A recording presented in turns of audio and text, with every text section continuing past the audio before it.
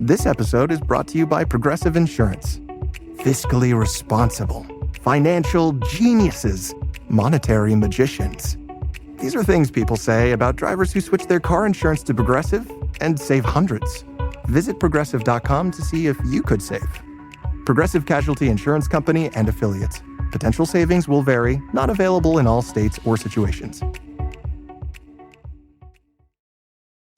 I'm Cindy Lauper with fellow Cosentyx advocate, Chef Michelle Bernstein. We'll share our experiences with plaque psoriasis, with psoriatic arthritis, and Dr. Panica will talk about the possible connection. Cosentyx secukinumab is prescribed for adults with moderate to severe plaque psoriasis 300 milligram dose and adults with active psoriatic arthritis 150 milligram dose. Don't use if you're allergic to Cosentyx. Before starting, get checked for tuberculosis.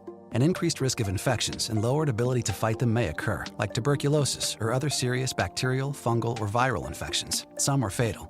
Tell your doctor if you have an infection or symptoms like fevers, sweats, chills, muscle aches, or cough, had a vaccine or plan to, or if inflammatory bowel disease symptoms develop or worsen. Serious allergic reactions and severe eczema-like skin reactions may occur.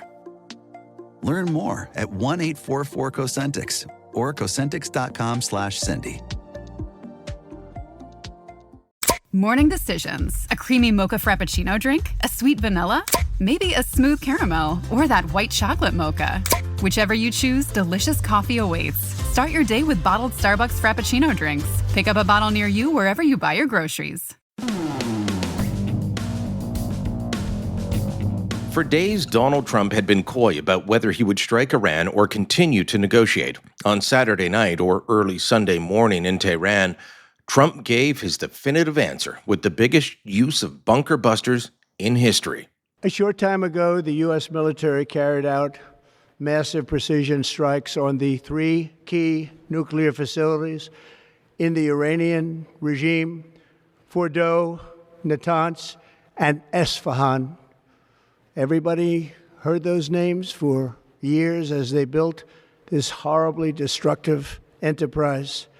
Our objective was the destruction of Iran's nuclear enrichment capacity and a stop to the nuclear threat posed by the world's number one state sponsor of terror. Hello and welcome to the Full Comment Podcast. I'm Brian Lilly, your host, and this is the second time I've recorded the introduction to this edition of the podcast. In trying to have up-to-date discussions on what happens in a war zone, things can change quickly, and they did here. That Trump gave Iran 60 days to negotiate a deal they clearly didn't want, now looks like it might have been a ruse to allow Israel and the United States time to prepare for and carry out their actions. Iran is currently threatening retaliation, as they did after Israel struck, and that is what we wanted to discuss in this episode. What is life like in the middle of a war zone, specifically in Israel? We talked to two Canadians on Friday, Adam Zivo, a journalist and frequent contributor to National Post, and Vivian Bercovici, a former ambassador for Canada to Israel. But even before the American bombing on Saturday night, connecting with people in Israel was difficult due to Iran's ongoing bombing campaign. We had hoped to speak to Jonathan Conricus in this episode. He's a former spokesman for the IDF, still makes a lot of media appearances, but our ability to connect was cut off by he and his family having to take refuge in a bomb shelter. And our chat with Adam Zivo was delayed as he had to go to a bomb shelter, while Vivian Bercovici spoke to us from her safe room during an attack. Life simply isn't normal. At least it's not something most Canadians have experienced, and that's where we wanted to start our conversation with Adam Zivo.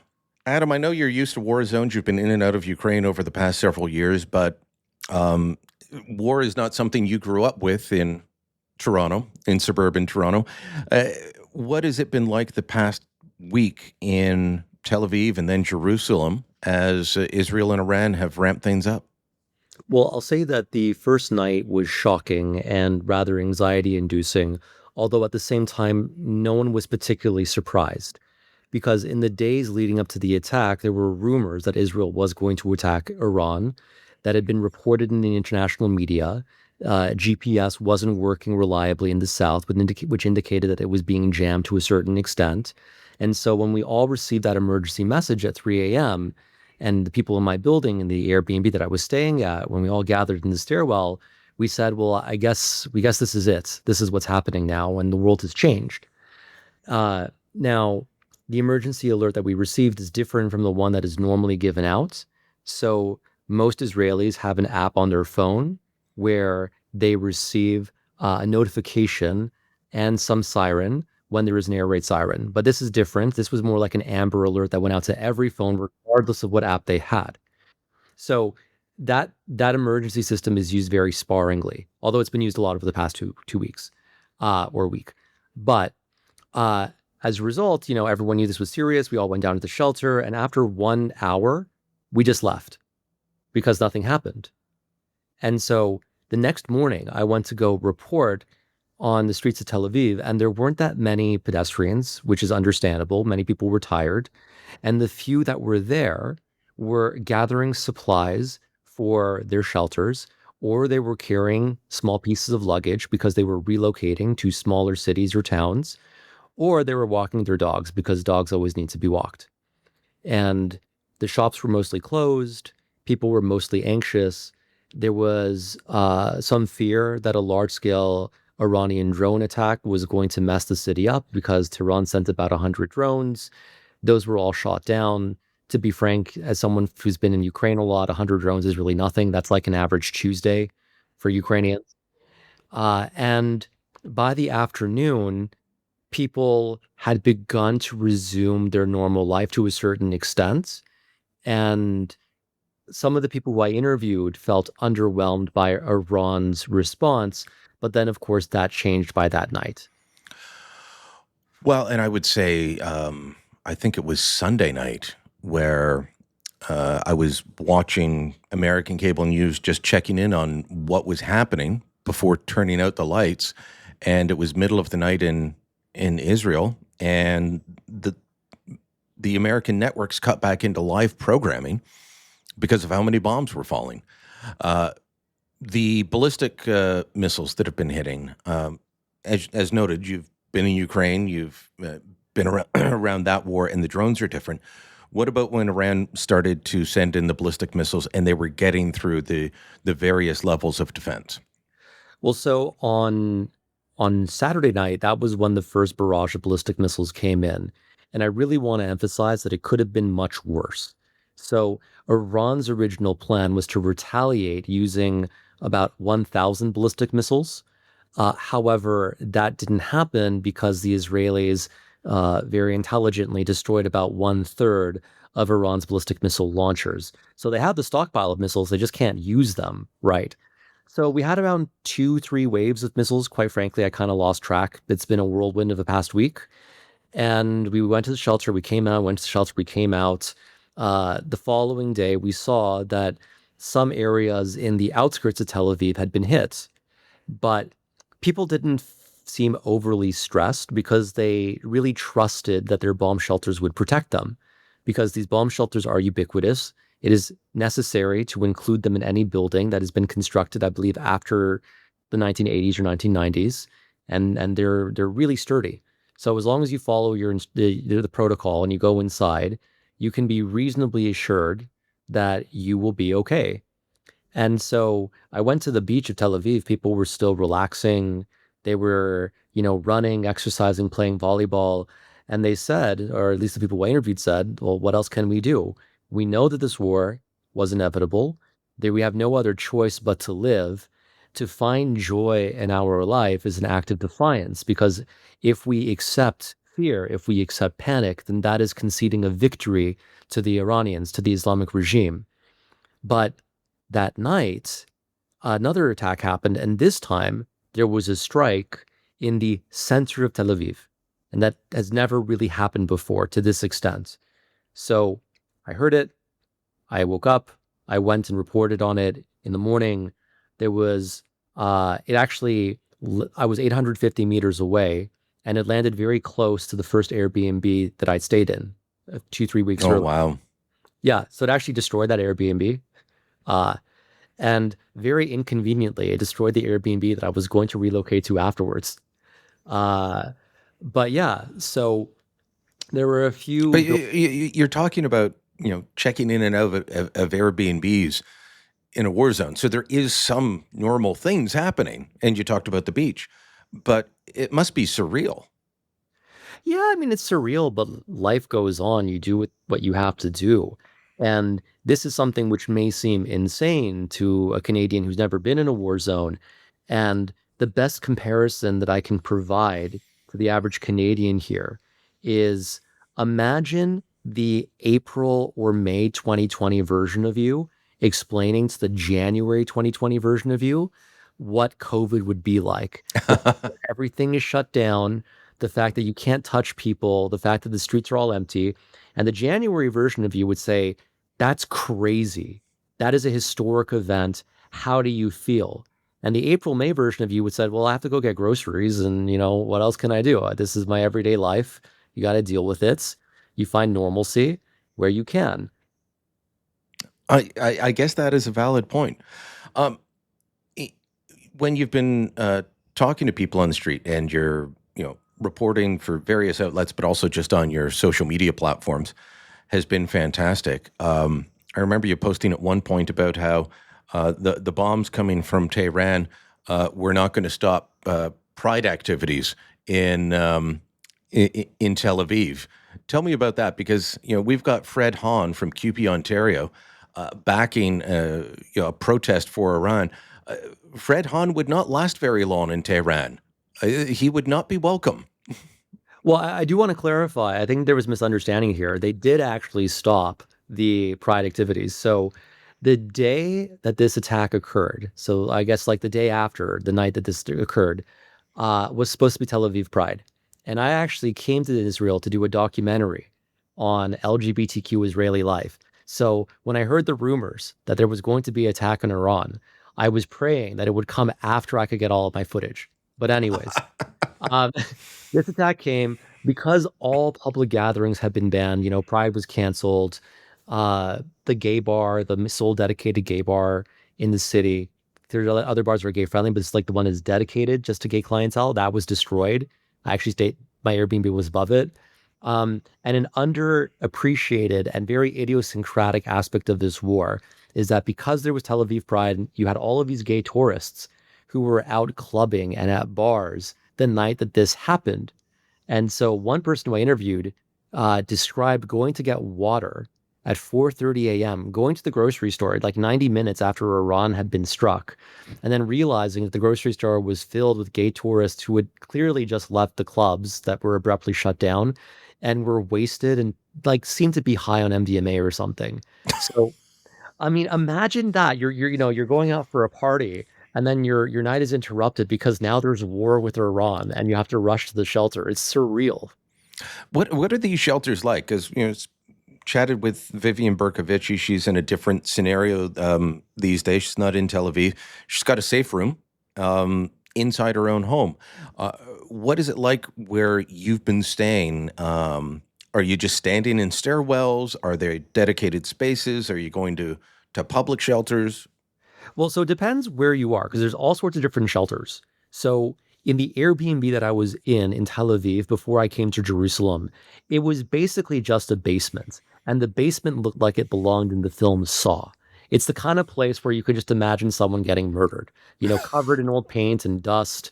And so everyone goes down to the shelter. There's not a lot of space. You're sitting side by like shoulder to shoulder with some people. And it's basically just a vault that is located in the basement and you stay inside. And how long have you had to stay in these places? Like, half an hour to an hour and then you leave. But in the shelter that is just down the street from where I am right now, it's much larger. So it's a series of different rooms all connected.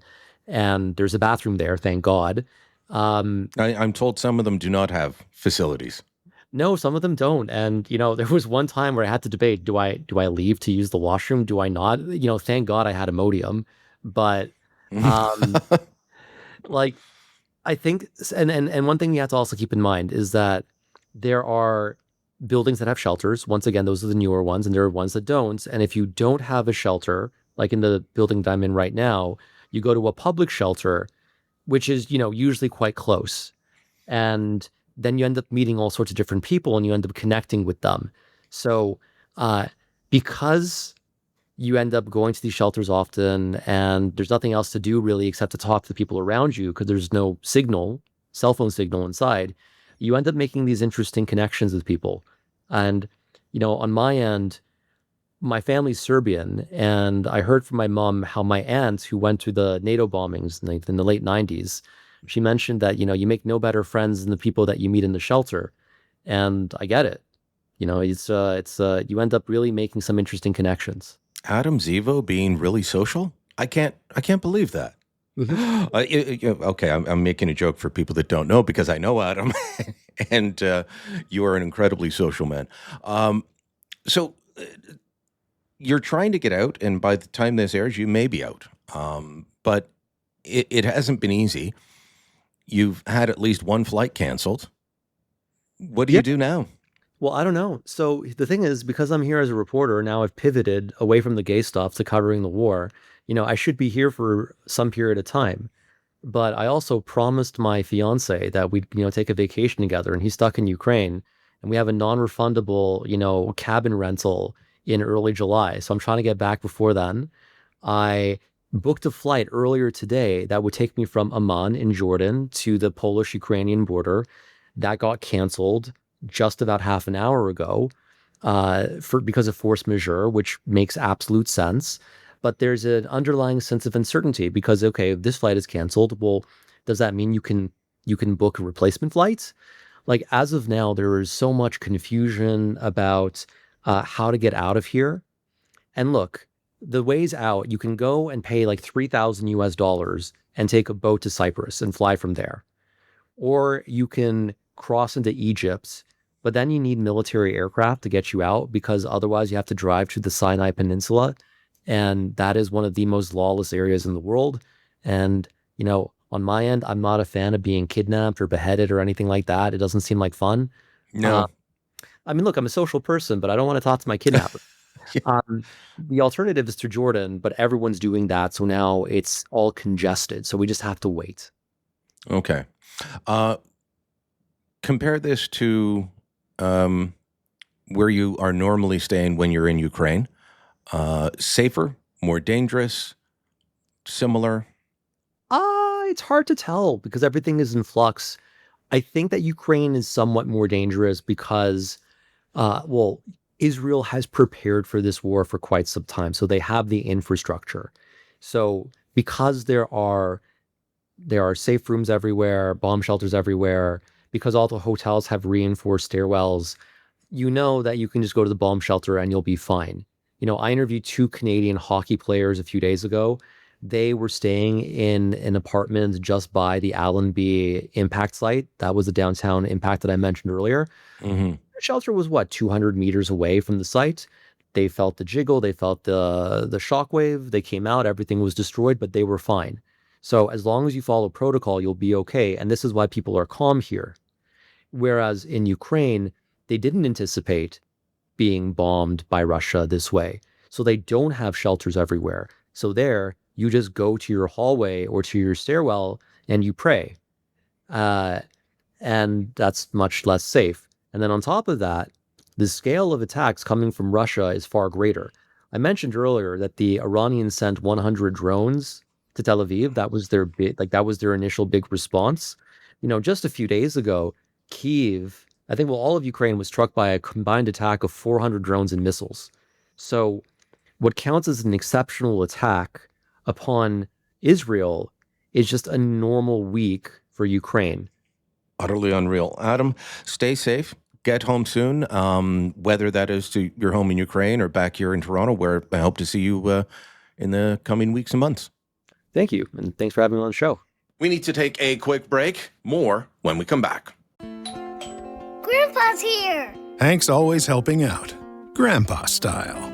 Now he's treating his prostate cancer with help from Xtandi enzalutamide. Xtandi 40 milligram tablets treats men with prostate cancer that has spread to other parts of the body and responds to a medical or surgical treatment to lower testosterone. Xtandi may cause serious side effects: seizure, a brain condition called PRESS, allergic reactions, heart disease that can lead to death, falls and bone fractures, swallowing problems, or choking that can lead to death. Stop Xtandi and get medical help at once if your face, tongue, lip, or throat start swelling. Tell your doctor at once if you faint, have a seizure, quickly worsening headache, decreased alertness, confusion, vision problems, chest pain or discomfort, or shortness of breath. Xtandi can cause harm to an unborn baby or miscarriage. Use birth control during and 3 months after Xtandi. Common side effects include muscle and joint pain, feeling unusually tired, hot flashes, constipation, less appetite, diarrhea, high blood pressure, bleeding, falls, fractures, and headache. Talk to your doctor and visit Xtandi.com. BTW FYI. Visit Nexplanon.com RN to learn about Nexplanon. It's an gestural implant, 68 milligrams radiopaque. Or ask your HCP IRL. Okay, TTYL. Look around. You can find cars like these on AutoTrader, like that car riding your tail. Or if you're tailgating right now, all those cars doubling as kitchens and living rooms are on AutoTrader too. Are you working out and listening to this ad at the same time? Well, multitasking pro, cars like the ones in the gym parking lot are for sale on AutoTrader. New cars, used cars, electric cars, maybe even flying cars. Okay, no flying cars, but as soon as they get invented, they'll be on AutoTrader. Just you wait. AutoTrader. This is Tristan Hopper, the host of Canada Did What?, where we unpack the biggest, weirdest, and wildest political moments in Canadian history you thought you knew and tell you what really happened. Stick around at the end of the episode to hear a sample of one of our favorite episodes. If you don't want to stick around, make sure you subscribe to Canada Did What? Everywhere you get podcasts. In my discussion with Ambassador Bercovici, we talked about many things, including how irrelevant Canada and the Carney Liberal government are on foreign affairs. We don't matter on the international stage anymore. The disastrous response, once again, from the embassy in Israel to Canadians looking for assistance is part of our discussion, but we began again with the personal, dealing with life conducted from a bomb shelter. So, Vivian, as you and I were setting up to speak, you got a notice to get to your safe room. Jonathan Conricus, who we were trying to connect with, sent back a note saying, apologies, I have to go into a bomb shelter. Talk to me about this, because this has been the reality, especially the last week, but for so long, for so many people in Israel.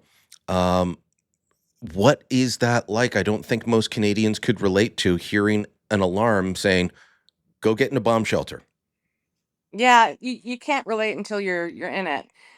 Quite right. So what they did here actually for this particular round of conflict was the IDF and the Home Front Command kind of changed up the warning system and the signals, because I think that this war-weary nation had become so sort of apathetic.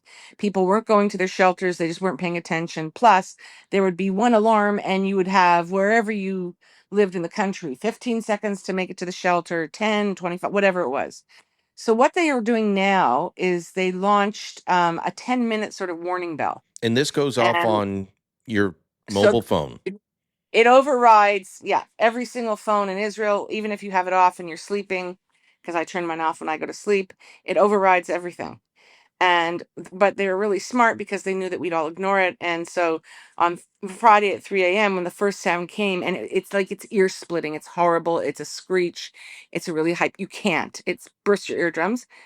And it starts and it gives you this announcement. It tells you get near your safe room. There may be incoming, missiles within 10 minutes.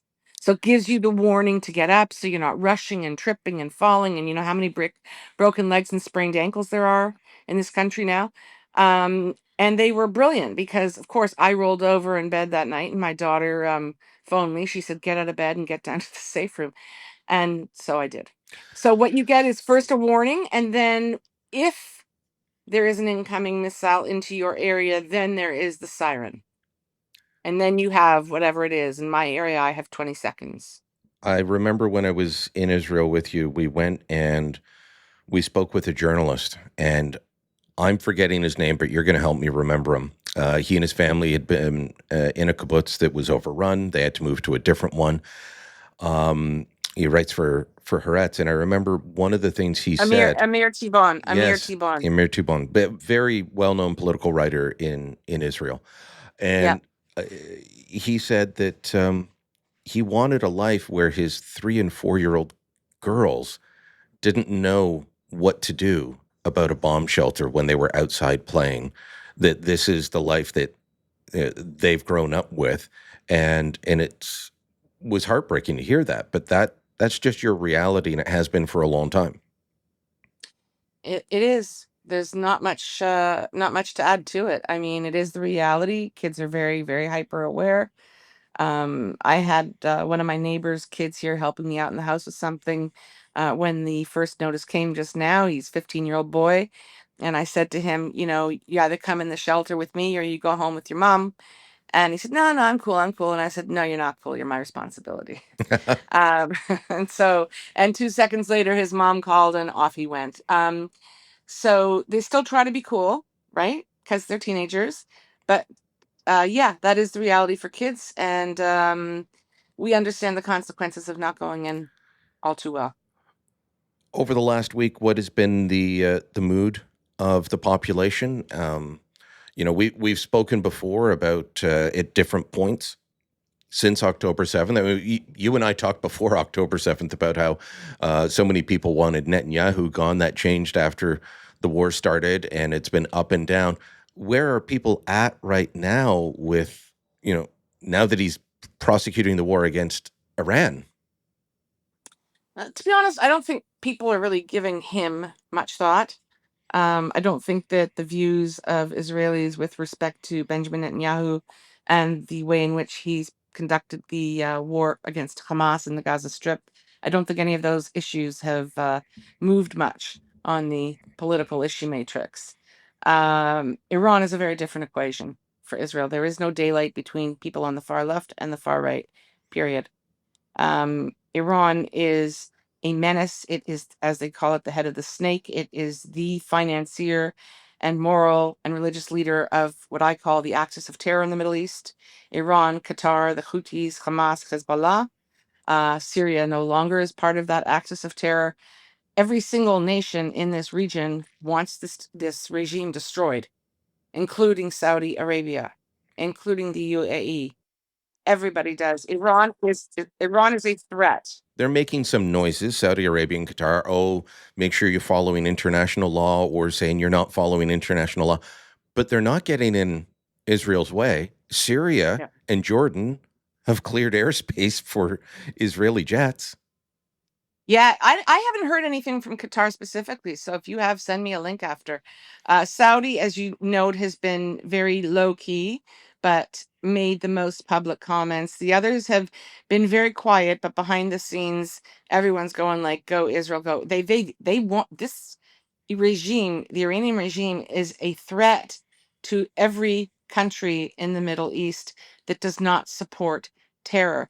With respect to the airspace, it's incredible because Israel launched the first attacks at 3 a.m. on Friday morning or around there. And literally within 24, max 48 hours, Israel not only controlled the skies over all of Iran, a huge country that is more than 2,000, kilometers away from here. It's insane. They can't even strike without refueling their attack jets in the air. But we also, as you noted, were given clearance to use the Syrian airspace freely. I mean, Syria is on side with the West in this battle. This is, 100 years ago, it was, are you with the Allies or the Axis? And today it's really, are you with terror or the West? And doesn't mean everybody in the West is great and perfect and all that crap. It means there's a very stark choice to be made now. And the real live question, to be candid, is on which side is Canada, France, and the UK? Germany came out very strongly yesterday, the day before. Chancellor Merz, he said, Israel is doing the dirty work for all of us, and we should all be grateful. Many European countries have made similar comments. Yeah, before we get into where Canada is, because you wrote a great piece for National Post the other day on that, I just want to pause for a moment and have everyone think about what you were saying about the Saudis and everyone else, but in particular Syria. Syria, led by a man who, until a little while ago, had been considered a member of Al-Qaeda. And, a lot of questions when he took over. Okay, is this guy seriously reformed? Has Syria just been taken over by a terrorist group? This guy wants Israel to win against Iran. That is worth noting and talking about. It's huge. Not only does he want Israel to win, he clearly wants to restore, you know, some normal life to Syria. He wants people to be able to have proper jobs and live aspirationally and in peace and comfortably and with a nice standard of living and not constantly be fighting. But the big issue with Syria that no one's talking about is that Al-Shabaab is kind of giving the middle finger to Turkish President Erdogan. I mean, he is totally not cooperating with Erdogan. Erdogan is, a member of NATO, but really more an ally of Iran, Qatar, Hamas, etc. I don't know why Turkey under Erdogan is in NATO.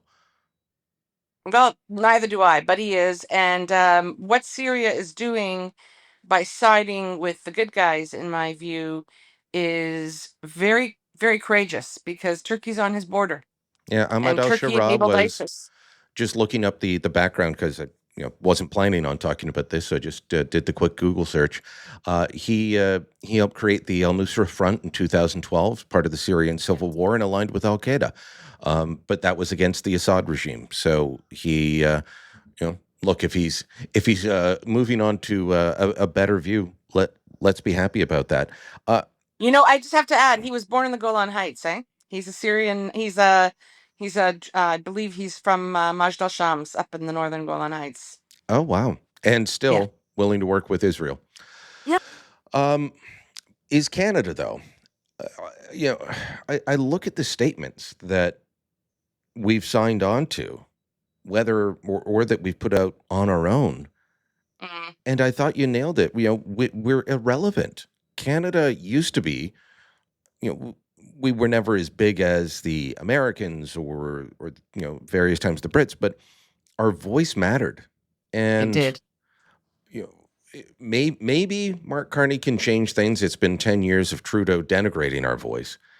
Time will tell on that. But it will not change if he stays on the path that he's on now on this front. De-escalation. Iran's looking at getting a nuclear bomb. Iran wants to threaten the entire Middle East, and if they can get to it, North America. That they want to get the Great Satan, our next door neighbor, and inflict damage, which will damage us. And we call for de-escalation? It's utter nonsense. Iran's been funding every attack on Israel for the last how many decades? De-escalate what exactly? I mean, Iran is the most powerful, largest, boldest state sponsor of terrorism, and they hit all over the world. For goodness sake, they shot down a jet carrying dozens and dozens of Canadian citizens, and it went down with it. So this pablum, these platitudes that mean nothing, that they just kind of regurgitate, in that department and from the Prime Minister's office, de-escalate. We should have a ceasefire. We should negotiate. Well, no kidding. You think that hasn't been tried? And, there were the jokes, like the online memes and jokes about Starmer, Macron, and to the degree that anyone even knows who Carney is, because of course it's Canada. But I follow the European press closely, Middle East press. They're looking at these three countries and being like, what are you talking about? Do you understand what's going on here? And you're saying de-escalate? They're completely detached from the reality on the ground. Absolutely. And you know what? When Tehran does open up, when Iran opens up to the world, it is going to be so glorious. It is such an incredible country, culture, very intellectual, very advanced and sophisticated. And I'll tell you who's not going to be coming in the front door is Canada and France, especially France, that has supported this regime overtly, as it did with the previous Ayatollah.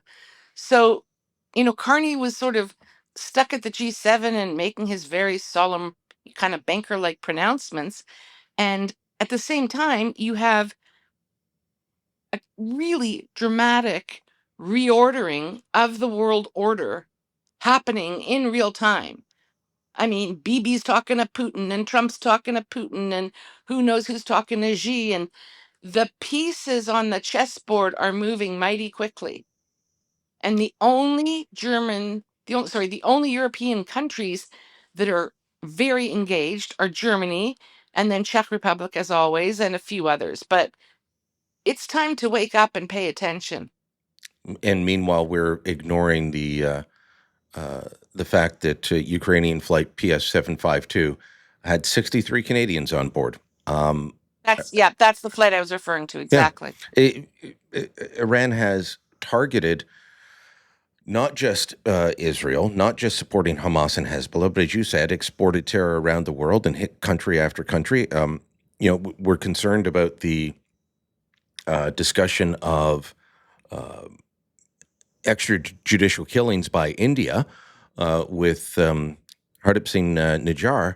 Well, Iran has death squads that they've been sending into Canada and the U.S. to target us, to target people from Iran who have dared to speak up against the regime. As you say, beautiful country, beautiful culture. I would love to go there. It's like Beirut. You used to I'm going. You used to want to go to Beirut and Tehran before things went sideways. Nobody would want to go there now unless they had family there. We also have developed a reputation in Canada, not only for being among Western nations the most hostile, sort of horrible country for a Jewish person to live in. That reputation has become quite entrenched, but we are well known for giving safe haven to IRGC officials. And there's word on various sites in the Middle East that senior IRGC officials have already sort of, hopped on planes, trains, and automobiles and made their way or are making their way to Canada. The prime destinations for these IRGC officials are Canada and Doha. And I am sure that they would much prefer to be in Canada. And I don't even hear the government of Canada acknowledging that very real issue that is being talked about in Europe and in the Middle East. I will give them this small piece of defense last September, but only after incredible pressure from especially the Iranian community here, who were saying, look, we fled Iran to escape these guys, and I'm running into them at the gym. And they're wearing IRGC logos on their hats, on their clothing. It's like when we swag, IRGC swag. When the Rwandan genocide happened, we brought in a lot of refugees from Rwanda. Sadly, what we also did was allowed the people who committed the genocide to come and move next to them. That is continuing to terrorize them, and we're doing that with officials from this regime. But last September, the Trudeau government announced expanded measures to try and deport them. The sad part is they're not deporting them. And in one case that happened this past January, the government wanted to deport this individual whose name is not being released, closed-door session, and the Immigration and Refugee Board declined and said, no, you can't deport this guy. That's how crazy our country is now, Vivian. Yeah, I know.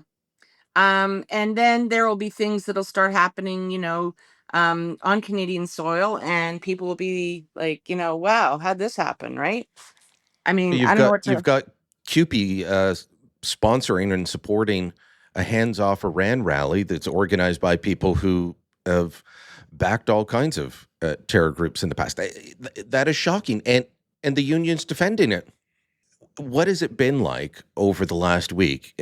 Is it just round after round? Are people not able to sleep? As much as we were talking about the military strikes that Israel's doing, Israel is targeting military sites. Iran is targeting civilian sites, residential areas, hospitals. Have you gotten much sleep over the last week? Is society functioning during the day? So, no and yes and no. So, have I gotten much sleep? No one's really gotten much sleep. The problem is that you're so kind of wired, high anxiety, hyped on adrenaline that even if there is a lull, you can't exactly like lie down and, doze off immediately. So there seems to be a bit of a pattern. Like they tend to sort of strike kind of late afternoon, early evening, like now. It's just 4 o'clock here. And then usually there are one or two more rounds kind of late at night, middle of the night. The early morning stuff of the last couple days is new. So, but what we do seem to be able to plan is, kind of in that midday period for a few hours to be able to get out and do whatever needs to be done. Many, many shops are closed, schools are closed, workplaces are not functioning. Any kind of, crowd, like, so for example, like I live on a kibbutz and there's a swimming pool and I'm a swimmer and I can't work out because we can't operate the pool because there are too many people, even though there are shelters everywhere on the kibbutz. So, we are restricted. We have to remain very close. Like you always are very kind of cognizant of, whether or not there's a shelter or a structure you can dash to within 10 minutes if an alert comes through. So if you're driving from one town to another, you plan it pretty carefully. And, is it normal? It's that kind of normal. I mean, it's the normal during wartime attacks from Iran. Obviously, I'm living in a rural area, again on a kibbutz, and I have a house, and so I have a safe room in my house, and it's much more comfortable. I was taking in, like Underground Railroad, and some of them were Canadians as they were passing through on their way from Tel Aviv to Jordan to fly back home. And I just said to people, come here. It's easier. We don't have nearly as many sirens and alerts because, Tel Aviv is the prize. They want to take down buildings in Tel Aviv, Iranians. They don't care about my backwater. But, the other thing is, so it's easier. You don't have to be running. You don't have as many sirens. It's less stressful. And it's a much more pleasant environment. The other thing is that in Tel Aviv, like the shelters are gross. I mean, I know some people, like where I lived in Tel Aviv in this really groovy, apartment for years and central, but I didn't have a safe room in my apartment, and I also um had to go to a public shelter, and the closest public shelter was like 5 minutes away, and it was disgusting. Like these public shelters in Tel Aviv haven't been used since 73 war, really, maybe for a few minutes, during the Iran-Iraq war. So, they're underground, there's no air, there's no facilities. I mean, think about it, they're gross. Yeah. Probably, cats, raccoons, whatever we have live there. And a lot of people are having to live in those places. A lot of people are living in the underground light rail stations, just like we see photos from Kyiv in Ukraine. So when you're in a dense urban area that's targeted, there's a lot of other stuff that goes with it. So why not come out to a rural place? And people are flocking to this area. So I was in touch with some of the Canadians that passed through your home, and you were known as a gracious host. But let's talk for a moment about the Canadian government response, because just as you have been in the past, you've been critical of the current government, saying that they're doing everything they can to help people, and you're saying, actually, you know what? I'm hearing from people because they can't get in touch with the embassy.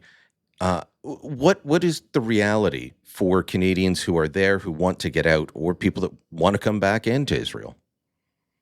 So people who want to come back into Israel, I've been helping out a lot of those too. The Canadian government won't take responsibility for them. Israel's great at dealing with that, and that's a whole other issue. Israel's always good at repatriating their people. Remember during COVID, we were the first ones to get them out of so many countries. But in terms of Canadians who are here for all kinds of reasons, I mean, it's interesting to see the backlash, which I don't recall having seen with Ukraine. But, well, they're not really our citizens anyhow. And what are they doing there anyway? That kind of anti-Semitic stuff. Is that from officials, or is that just No. online clap?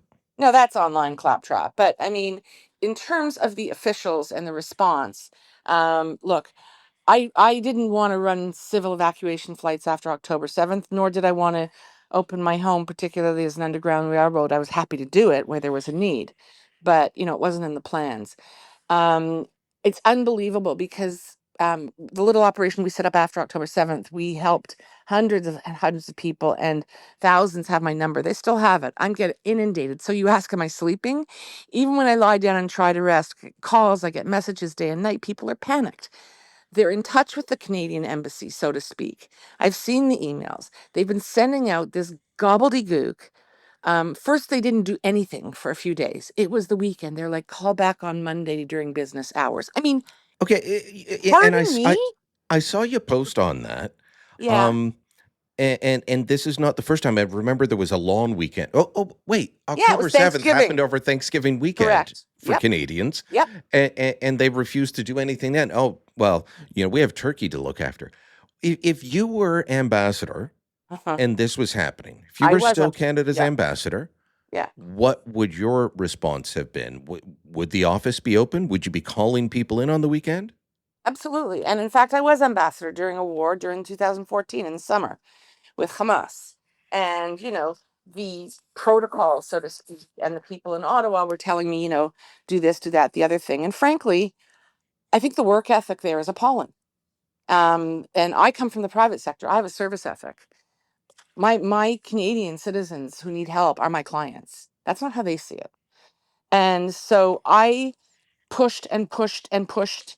And at the time, I was appointed by Prime Minister Harper, so I did have the support of the Prime Minister's office. I demanded having extra reinforced. They have a special team they can send in reinforcements. First, they said, oh, no, you don't need it. I needed it. And you know who I was really busting my behind for to help then? It was people who were stuck in Gaza, Canadian citizens, many of whom lived full time for many, many years in the Gaza Strip. And then when the war hit, they would always want to get out. And we mounted several very complex operations. In conjunction, we had to work with the Red Cross because they liaised with Hamas to get them out of the Gaza Strip onto buses overland. We had to negotiate that with the Israelis, and then they would pass through at the Allenby Bridge, and then the personnel from our Amman embassy would take over from there once they were in Jordan. There are many countries here on the ground now that have already launched overland bus evacuations for their citizens on exactly the same route. So they're assembling them from, Tel Aviv, Jerusalem. I was reading this morning, a couple of other cities show up for the bus and will take, and the Argentinian embassy is taking its citizens straight through to the airport in Amman. They're booking tickets for them. There are some boat evacuations that have been going on, people getting on ships and boats to Cyprus. Many, many countries have been very, very active. I can also tell you on October 7th, when the crisis broke, there were some Canadians murdered. On October 7th, there were many Canadians who were they disappeared. Nobody knew where they were. The super hotline, that the memos that the office here sends out every day to Canadians stranded. Oh, well, we're not working because it's a long weekend and everything. But, call this hotline in Ottawa. It's manned 24/7. There are people they'll be helpful. They have they knew nothing. Nothing. In fact, some were even unaware that there was anything going on, and if there was, what it was. People sent me recordings of their conversations. They were horrified at what they were hearing. And that's happening again. They're saying, oh, phone Ottawa 24/7 hotline. I invite you to try it. I invite Minister Anand to try it. I invite Prime Minister Mark Carney to try it. Sometimes you just go round and round and round in a loop and you get nowhere, and eventually it hangs up on you. Sometimes a human being answers.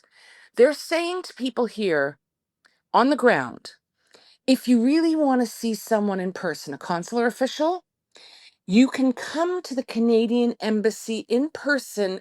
Are you ready? Mm-hmm. Monday to Thursday during business hours, whatever those are. And I'm thinking, you're kidding me. You're telling people in a war zone that they should transport themselves from wherever they are in the country to your embassy, which is horribly located in Tel Aviv, and that's a whole other story, if they want to have the privilege of speaking to a consular official in person. Number one, and they know this well, about 85-90% of Canada's consular clients, i.e. citizens, live in the Jerusalem area, not in the Tel Aviv area. We don't even have a consular presence in Jerusalem. So you're telling people in this very dangerous war situation that they should get on the road to come and see you. The hours are incredibly limited. Everybody has children at home who they have to take care of because schools and all programs are canceled. Is there a reason that the government of Canada cannot set up a bank of phones and have people sit and answer them? It's not rocket science. It's not high tech. It's really basic crisis communications. Make it easy, make it snappy, and make it informative. And we are doing none of the above. And it doesn't sound like that's going to change based on how things have been going. As Adam looks to leave Israel, as many Canadians are trying to do, as Ambassador Bercovici stays there trying to help those in need, we only wish the best for them and safety for all. And we also hope that after the bombing, that Iran realizes going on with their nuclear program is a fool's game and that peace comes to the region. Thanks for listening. Full Comment is a Postmedia podcast. My name's Brian Lilly, your host. This episode was produced by Andre Proulx, theme music by Bryce Hall. Kevin Libin is the executive producer. Please make sure that you hit subscribe wherever you get your podcast, on Spotify, on Apple, wherever you listen. Hit subscribe, leave us a like or a review, and tell your friends about us. Thanks for listening. Until next time, I'm Brian Lilly. Here's that clip from Canada Did What? I promised you. Castro would end up occupying a space in the Trudeau family similar to that of a beloved uncle.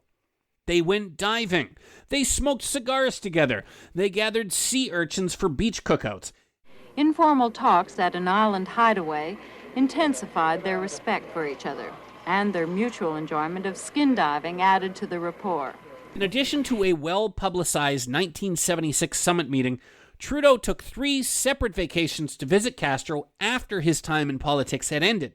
I can make, just one reference to Pierre Trudeau's sons to show the closeness of the relationship. The nickname that the Trudeau sons had for Fidel Castro was Papa Fidel. So that gives you an indication of the closeness of the bond that existed between a communist dictator, thorn in the side of every American administration for the past 50 years, and Pierre Trudeau. When Trudeau's youngest son, Michel, died in an avalanche in 1998, Castro called the family in tears to express his condolences. As an 8-year-old, Michel had referred to Fidel Castro as his best friend. When Pierre died, Fidel declared 3 days of mourning in Cuba and flew to Montreal to act as an honorary pallbearer. Every time Trudeau went down to Cuba, all the people in South Florida, the exiles, were thinking, why is this Western leader giving comfort to a murderous dictator, who is oppressing their people in Cuba, and saying, good things about Fidel Castro? And as I've mentioned, to have him in the pew at Trudeau's funeral in the front row, as a dignified person when he had been such a brutal leader, says more about Pierre Trudeau than it does about Fidel Castro. Here's where we should probably touch on what Castro had done and what he was continuing to do while going on beach vacations with the Trudeau family. If you want to hear the rest of the story, make sure you subscribe to Canada Did What? Everywhere you get your podcasts.